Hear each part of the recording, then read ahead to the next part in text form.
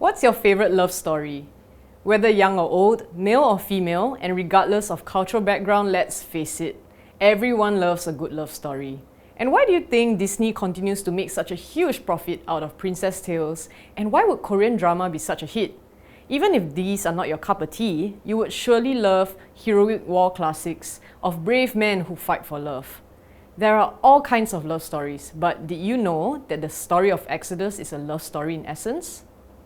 It is a tale of God and His fiery love for a people that He chose. In this chapter, you will see tropes like bold declarations of commitment, public displays of rescue, and even a wedding covenant, all familiar themes that remind you of what enduring red-hot love looks like. I guarantee you this is better than Gone with the Wind or Braveheart. This is a true love story, and the one who pursues is a better hero than any you can find. I invite you to join me on the journey of Exodus, which is the second book of the Pentateuch and the Bible. Be swept away by a God whose passion for His people is stronger than death and more jealous than the grave. And as we dive in, let us not forget that the Exodus story is also our story in many ways. Much evidence has pointed to Moses as the main author of Exodus.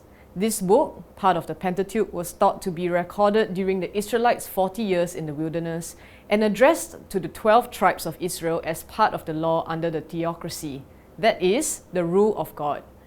I've said that Exodus describes a love story, but if we were to narrow it down, the theme of the book is essentially about redemption.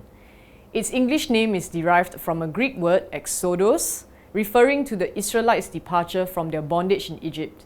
And though when we think of redemption as the deliverance of the Israelites from their bondage, this event actually only signifies the first half of the book, chapters 1 to 18. The second half of it, chapters 19 to 40, are where God prepares His people for entry and inheritance of the Promised Land. And this includes the establishment of the Mosaic Covenant, the conditions of the covenant, as well as the establishment of the tabernacle. The second part of the book is equally about redemption. The book of Exodus is far more than delivering a people out of oppression and slavery. God had much bigger intentions than that. He was going to bring them into something new, a relationship, and not any kind of relationship on one's own terms, but God's. The people of Israel needed to be given guidelines on how to live victoriously in the coming inheritance God had prepared for them. And in order for them to thrive, they had to be trained up for this. This was so essential because for this generation of Israelites, all they have known is a life of slavery and oppression. Much was needed to be unlearned and relearned. There was a great promise ahead, but first they had to renew their minds and the ways of living in order to receive and enjoy it. It reminds me of how God relates to us as believers. When we first decided to give our lives to Jesus, we were delivered from a life of darkness into light. We were saved from sin.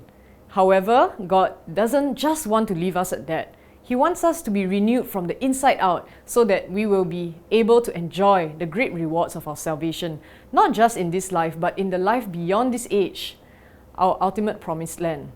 And in order for us to fully enjoy this, we would need to live on His own terms. He has delivered us from sin, and now He continues to work in us to deliver us from our past hurts, mindsets, and habits. And that is why it's so crucial to know the book of Exodus from start to end. We cannot simply stop at the point of deliverance and salvation from oppression. We must learn to know what it means to walk in God's way onwards into the promised land. Without further ado, let's dive into Exodus, starting with chapter 1 in Egypt.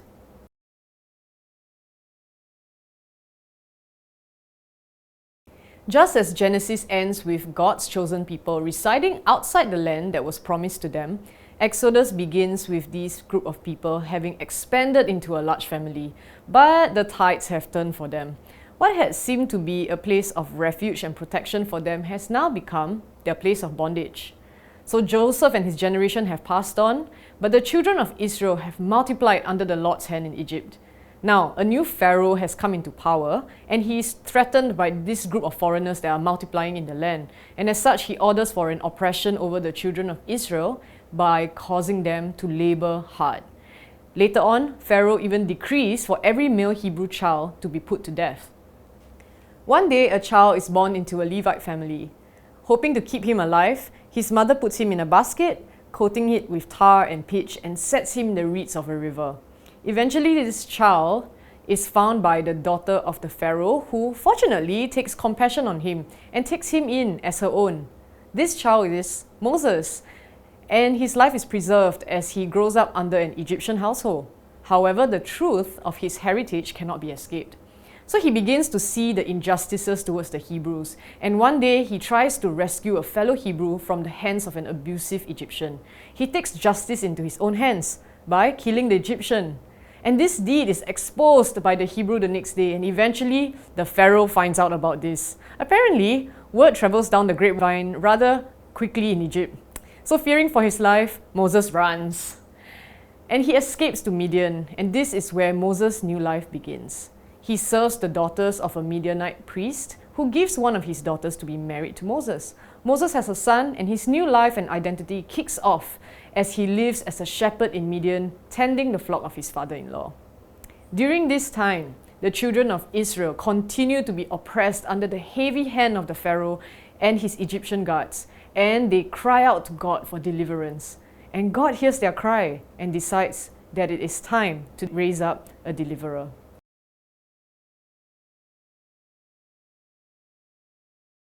Moses' life takes a dramatic shift one day as he is tending his flock at Horeb, the mountain of God.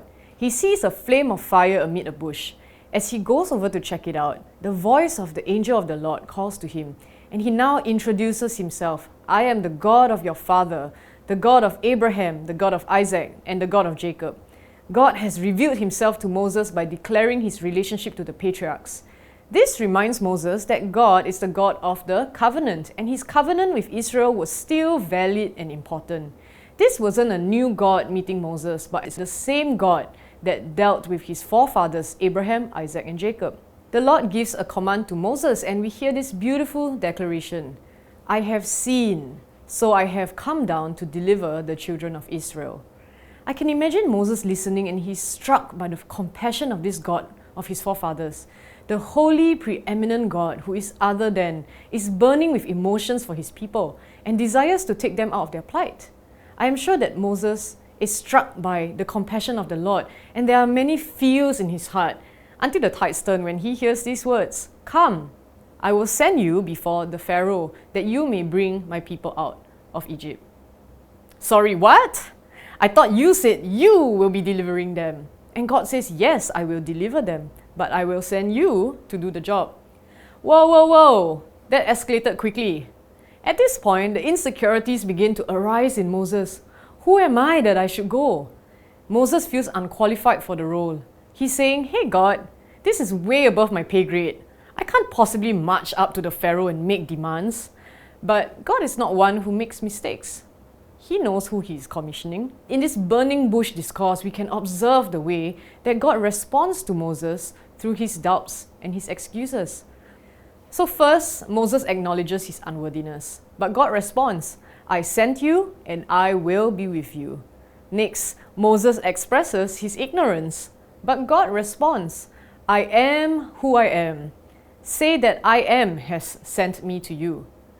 After that, Moses questions his credibility, but God tells him, I will give you a sign so that they may believe that I am has appeared to you.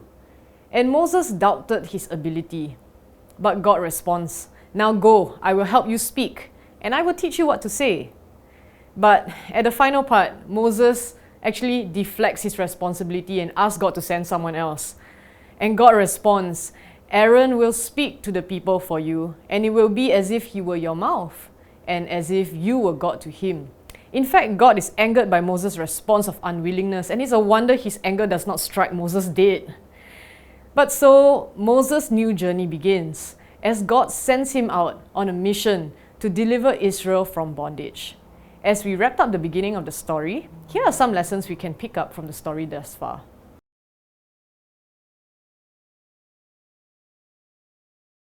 The beginning of Exodus shows us that God is a covenantal God, one who does not forget the promises that he has made to his friends, and he will deliver. The fact that God keeps his word is a very key point about his nature. He is faithful and can be trusted. What can this be said about his faithfulness to us? Will he ever go back on his word? And even after over 3,000 years, do you think that God continues to keep his promise that he had made to his friend Abraham? God is also a God of fierce love, mercy, and compassion. Seeing the burden of the children of Israel, he desires to deliver them. But while God is powerful and perfectly capable of taking care of his children and defeating the enemy for them, he does not do so on his own. Rather, he raises up a deliverer to do the job, Moses. And from the very beginning, Moses' destiny always seemed to be on the line, from a national threat issued by the Pharaoh, to the shame of his past mistakes, to nearly forgetting his identity. It seemed as if the chosen deliverer of Israel would not have been able to fulfill his calling, but God. In his sovereignty, God called Moses and put him back into the grand redemption story for the sake of his name. Does this sound familiar to you? Perhaps you, like Moses, have heard the call of God for a particular assignment. It may sound like an absurdity. Maybe like Moses, you have responded, "Who am I that you would call?" Perhaps there are many parts of your life, of your past, that make you feel like you have been too disqualified to fulfill God's promise, God's purposes. It could be a threat to your life, an identity that caused you to believe that you should be silent and not seen and not heard. It could be the shame of your past that makes you feel like you are too defiled to do anything great for God. But let this story of Moses encourage you today. It is not about what you have done, but who God is and what he desires to do on earth. He wants to redeem the world for the sake of his name, and he desires to invite his people to help him, just like he had invited Moses. And just as God gave Moses many promises to enable him for the role, he will do so for you, whom he calls to partner with him.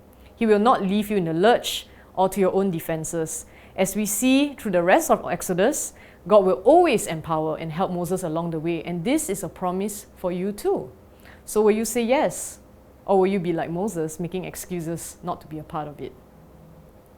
And at the same time, as we learn about Moses' role as the deliverer of Israel throughout the book, it is not too difficult for us to draw parallels and be reminded of a greater Moses, a greater deliverer who would come after him more than 1,000 years later, Jesus.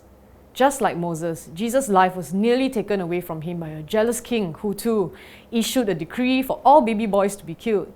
As Moses went into Midian before the establishment of his ministry, Jesus too was taken into the wilderness as a preparation before his own ministry began. And just as Moses was chosen to deliver the people of Israel, Jesus came so that he could be the deliverer of the world from the bondage of their sins through the cross.